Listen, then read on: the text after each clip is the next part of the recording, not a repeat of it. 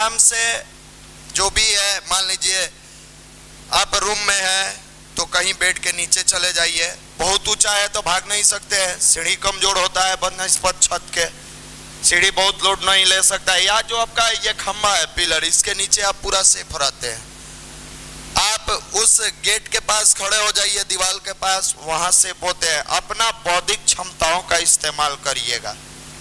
ऐसा नहीं कि भागना शुरू कर दिए, तेजी में भागना शुरू कर दिए, नहीं। हमेशा अपना माइंड कूल रखिएगा और जहां भी रहे, जिस भी अवस्था में रहे, गायत्री मंत्र का तुरंत मनन जाप करना शुरू कर दीजिए। महामृत्युंजय मंत्र का मनन जाप करना शुरू कर दीजिए। आप वहां सुरक्षित रहिएगा, आपको कुछ नहीं हो सकता है। पूरे धैर्य और पूरी ईमानदारी के साथ आप अपने कार्यों को करते रहें। ऐसे प्रकृति अगर रुष्ट है तो मानव को समझना होगा कि यह प्रकृति रुष्ट क्यों है। इसका कारण क्या है? क्या कारण है कि यह प्रकृति इन दिनों हमेशा परेशानी का सबब बनते जा रही है, हमेशा परेशान। इसका महत्वपूर्ण कारण हम लोग हैं। प्रकृति को हम लोगों ने इतने तरीकों से छेड़ा है, इतनी उसके साथ छेड़खानियां की है कि अब रुष्ट होती जा रही है। पहले गांव में देखते थे कि हर खेतों के किनारे किनारे पेड़ रहता था। आप लोग भी बच्चा होंगे तो देखे होंगे, शीशम का पेड़ होता था। पहले एक एक आदमी के बागवानी में 20-20, 25-25 आम का पेड़ होता था। आज पूछिए आम का पेड़ है? एक भी पेड़ नहीं है। कारण जनसंख्या बढ़ता गया, पेड़ों की कटाई होती गई, प्रकृति रुष्ट होता गया। पहले इतनी बाइक नहीं थी, आज इतनी बाइक हो गई है जिसके धुआं निकलने से ये वातावरण दूषित हो रहा है। जनसंख्या बढ़ते गया, कल कारखाने बढ़ते गए, बाइक बढ़ता गया, ये सारे चीज बढ़ते चले गए और प्रकृति रुष्ट होती चली गई। जहां प्रकृति के गोद में मनुष्य जन्म लेता था और प्रकृति के गोद में खेलते बढ़ते पलते सियाना होते हुए एक दिन प्रकृति में समा जाता था, आज प्रकृति विवश हो गई है उन इंसानों को सबक सिखाने के लिए। तो मेरे मित्र, अपना देखिएगा, गायत्री परिवार का एक अभियान है, वृक्षारोपण अभियान। हमेशा ये अपना गायत्री परिवार वृक्षारोपण अभियान कराता है। कहता है आपकी शादी हुई, कम से कम दोनों पति पत्नी मिलकर 2 वृक्ष लगाओ। आपका पहला मैरिज एनिवर्सरी आया, 2 वृक्ष लगाओ। आपका जन्मदिन है, 1 वृक्ष लगाओ। जब तक इस राष्ट्र के लोग जागरूक होके, कॉन्शियस होके अपने राष्ट्र के लिए आगे नहीं बढ़ेंगे, इस प्रकृति को मदद नहीं करेंगे, ये प्रकृति भी कतई आपकी मदद नहीं करेगी। बहुत सारे लड़के गांव चले गए हैं। क्या गांव में भूकंप नहीं आएगा? नहीं आया था। आप कहां भागिएगा? गांव में चले जाइएगा तो सुरक्षित है, घर से बाहर भाग जाएंगे। नेपाल में बहुत सारे गांव में भी तबाही आ गई है, नहीं आई है। मेरे मित्र, एक और तरीका है इस प्रकृति से बचने के लिए जो अपना अखिल विश्व गायत्री परिवार करता है। नियमित गायत्री मंत्र की साधना, नियमित महामृत्युंजय की साधना, जो आपको यहाँ से साधना, स्वाध्याय, संयम और सेवा बताया जाता है। इन 4 चीजों में सबसे ताकतवर चीज आपकी साधना है। आप अगर पूरे भाव से, पूरे लगन से आप प्रार्थना करते हो भगवान की गोद में बैठ के, आपका कैरियर भी अच्छा होगा और यह प्रकृति भी खुशहाल होगी। क्योंकि अच्छे प्रवृत्ति के बनने वाले मनुष्य हमेशा प्रकृति को मदद देते हैं। आप हमेशा कहीं भी रहिए, अफड़ा तफड़ी भगदड़ की स्थिति में नहीं रहिए मेरे मित्र। अपना युवा प्रकोष्ठ कंटिन्यू हर वर्ग को बड़ा बारीकी से करता है। आप सबको अभी अपना कार्यक्रम हुआ था शक्तिपीठ का वार्षिकोत्सव, 17 तारीख से लेके 20 तारीख तक। बहुत सारे भाइयों ने बड़ा मेहनत किया। आप चर्चा के विषय में थे हर जगहों पर, वो शांति कुंज से आए, परम आदरणीय कालीचरण बाबूजी हो या यहाँ की पब्लिक हो।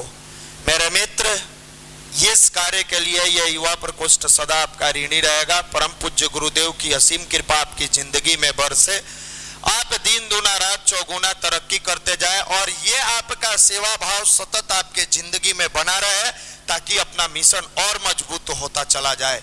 जितने भी भाई लगे रहे, उनके लाइन लगाने से लेके, जल भरी के समय से लेके, आपका कलश यात्रा जो निकला था, सारे लोगों के जुबान पर एक ही चर्चा की विषय थी, आखिर ये उदंड लड़के जो 18 से 20 साल के होते हैं, इनके अंदर ये कौन सी घुट्टी पिलाई गई है जो आज महिलाओं को सम्मान पूर्वक हाथ जोड़कर और सही दिशा देने का काम कर रहा है।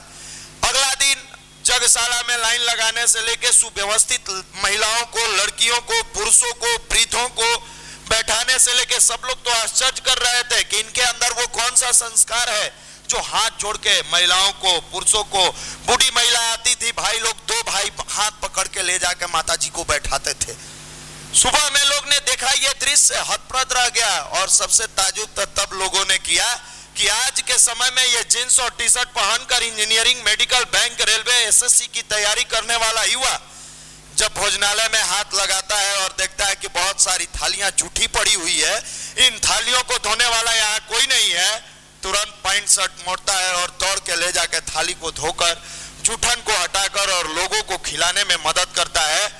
मेरे मित्र, ये दृश्य रियल में दिल से भाव विभोर कर देने वाला था।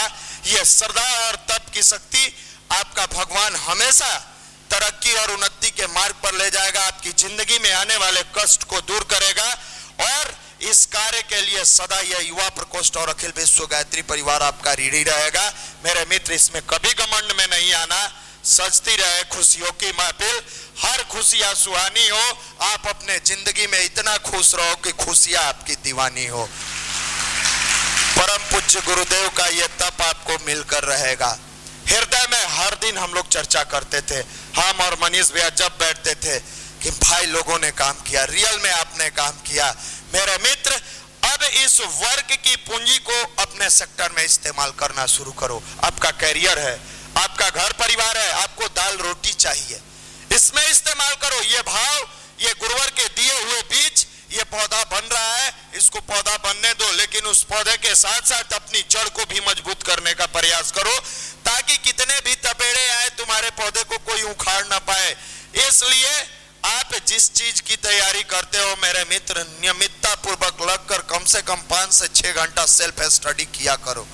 तुम्हारे अंदर का यह श्रद्धा भाव अब सीधे गुरु कार्य के साथ साथ अपने कार्य में भी लगना चाहिए। आप अच्छे हो, इसमें कहीं से कोई दो राय नहीं है। आप भटके थे और भटके हुए व्यक्ति को अगर सही राह दिखा दिया गया, रास्ते पर चलाया, भटके तो विश्वामित्र भी थे, उनकी भी अंदर भटकाव आया था, लेकिन विश्वामित्र ने जब सही राह अपनाया तो देश में इतिहास बना दिया, विश्व में इतिहास बना दिया। भटके तो रत्नाकर भी थे, लेकिन जब रत्नाकर को सही दिशा दिया गया तो रत्नाकर कौन बनते हैं? वाल्मीकि बन जाते हैं। भटक तो अंगुलीमाल भी गया था। कौन अंगुलीमाल? जिसकी डर से, जिसके दहशत से कोई उससे अंगुलीमाल से नजर नहीं मिलाता था, अंगुलीमाल से मिलता नहीं था। अंगुलीमाल को देख के भयभीत हो जाता था, टूट जाता था, अरे यही अंगुलीमाल है जो आदमी को काटता मारता है। कौन जाते हैं उनके सामने? बोलिए, महात्मा बुद्ध। पूछता है अंगुलीमाल, तुम कौन हो? ठहरो। महात्मा बुद्ध मुस्कुराते हैं, बोलते हैं मैं तो ठहर गया, तू कब ठहरेगा? मैं तो रुक गया, तुम इस मारकाट से कब रुकोगे? उस शब्द में इतनी जादू था, उस शब्द में इतना अपनापन था, उस शब्द में इतना इमोशंस था कि अंगुलीमाल के अंदर झंकार पैदा होता है। यह शब्द का भाव बड़ा निराला है मेरे मित्र।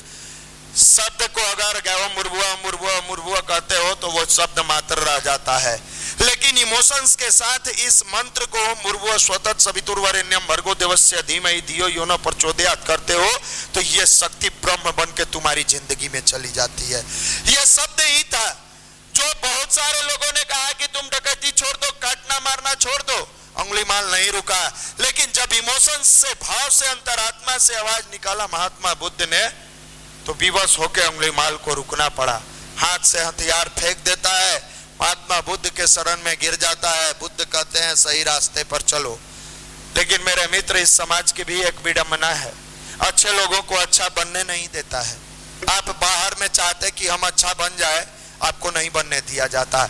ये तो ऐसा माहौल अपना युवा प्रकोष्ठ देता है, ऐसा आपको मोटिवेशनल क्लास देता है, आपको अच्छी चीजों को चलाने पर राह दिखाने के लिए, परम पूज्य गुरुदेव की साहित्य को पढ़ने के लिए विवश करता है। अखंड ज्योति वैज्ञानिक आध्यात्मिक पत्रिका आपके पास पहुंचाने का प्रयास करता है कि आप इस निगेटिव लोगों के बीच में भी अपनी मानसिकता को पॉजिटिव रखो। इन निगेटिव लोगों के गुण को मत अवगुण को मत देखो, इनके गुण को अपने अंदर लाओ। गुरुदेव लिखे हैं, बेटे खोजे परगुण अपने दोष, खोजे बड़गुण अपने दोष, सीमित साधन में संतोष, खोजे सभी जगह अच्छाई, ऐसी दृष्टि सदा सुखदाई। कि आप दूसरों में से गुण खींचने का प्रयास करिए, अपना अवगुण त्यागने का प्रयास करिए। सीमित साधन में संतोष। बहुत सारे लड़के से शिकायत आती है, पिताजी ने इतना ही पैसा दिया, पिताजी ने ऐसे ही दिया। अरे मित्र, आपको जब लगे कि मैं सबसे ज्यादा गरीब हूं तो उससे नीचे वाले तबके के इंसानों को देखना। तेरे पास तो आज जींस है, कपड़ा है, 2 वक्त की रोटी मिलती है, लॉज में रहकर पंखे के नीचे हवा खाते हुए इंस्टीट्यूट में पढ़ाई करते हो। लेकिन बहुत सारा ऐसा परिवार है, बहुत सारे ऐसे लड़के हैं जिनके लिए पैसा नहीं है, जिनके पास पैसा नहीं है जो जाके इंस्टीट्यूशन में पढ़ाई करे, जिनके पास रहने के लिए लॉज नहीं है वो झुग्गी झोपड़ियों में रहते हैं, जिनके माँ बाप के पास इतने पैसे नहीं है कि 2 वक्त की रोटी खा सके। फिर क्यों ये ताना मारते हो, पिताजी आपने ये नहीं दिया, पिताजी आपने वो नहीं दिया। पिताजी ने जो दिया है उसी में संतुष्ट रहो। पिताजी ने जितनी संसाधन उपलब्ध कराई है उसी को सब कुछ मानते हुए तुम पॉजिटिव वर्क करो और उससे ज्यादा बनाने का प्रयास तुम करो। Sky is the limit for youth. ये आकाश तुम्हारी ऊंचाई है। तुम इतना मेहनत करो, इतना मेहनत करो कि इस आकाश को छूकर, इसकी बुलंदियों को छूकर अपने करियर को उस जगह पर पहुंचाओ। आज तुम 2 वक्त की रोटी के लिए रोए हो, कल 2 वक्त की रोटी तुम अपने हाथों से दूसरों को कराओगे। इतनी क्षमता तुम्हारे अंदर है। ये भाव पैदा करो। हमेशा उलझन में उलझता रहने वाला व्यक्ति बहुत दूर तक नहीं जा सकता है। हर समय, हर क्षण निगेटिव चीजों को देखने वाला व्यक्ति बहुत पॉजिटिव रास्तों पर नहीं चलता है। हर इंसान की जिंदगी में बुराई है। आपके जिंदगी में लाख बुराई होने के बावजूद भी आप अपने जिंदगी से प्यार करते हो कि नहीं करते हो? करते हो ना? तो दूसरे की जिंदगी में थोड़ी सी बुराई है, उसके बाद भी तुम नफरत क्यों करते हो? उससे भी प्यार करना सीखो। तुम्हारे जिंदगी में लाख बुराई है, तुम जानते हो, उसके बावजूद भी तुम अपने जिंदगी से बहुत प्यार करते हो। मैं ऐसा हूं, मैं वैसा हूं, मैं ये कर सकता हूं, मैं वो कर सकता हूं। तो दूसरा तुम्हारा मित्र है, भाई है, बहन है, पिताजी है, माँ है, उनकी जिंदगी में हो सकता है वो भी इंसान है, एक छोटी मोटी बुराइयां हो। तुम उस बुराई को इग्नोर करके, अगर आपके अंदर लाखों बुराई होने के बावजूद आप अपने जिंदगी से प्यार करते हो, तो किसी भी मनुष्य के अंदर अगर एक बुराइयां है उसके बावजूद भी उससे प्यार करना सीखो। तुम नफरत का भाव पैदा मत करो। यही तुम्हारी साधना है। यही साधना महात्मा बुद्ध ने किया था। अंगुली माल दुनिया को काटता था, लेकिन महात्मा बुद्ध ने उनसे प्यार किया, स्नेह किया, ये भाव पैदा किया। और भाव पैदा करने के बाद अंगुलीमाल जब सही राह पर चलने लगा तो लोगों में यह चर्चा का विषय बना कि अंगुलीमाल तो सुधर गया है, अंगुलीमाल तो सही रास्ते पर चलने लगा है। अब देखिए ये लोग क्या करता है, अंगुलीमाल खड़ा है, उस पर ईंटा पत्थर मारना शुरू करता है। अब चेक करने लगा। जब तक अंगुलीमाल लोगों को काटता रहा तब तक अंगुलीमाल को के पास कोई नहीं जाता था, मारता था और उसका एक उंगली काट के माला पहन लेता था कि याद रहेगा कि हम कितने लोगों को मारे हैं। कोई नहीं गया। इस समाज की विडंबना है कि जब तक युवा सिगरेट पीता रहेगा, जब तक युवा नशे में रहेगा, जब तक युवा गलत रास्तों पर चलता रहेगा, इस समाज का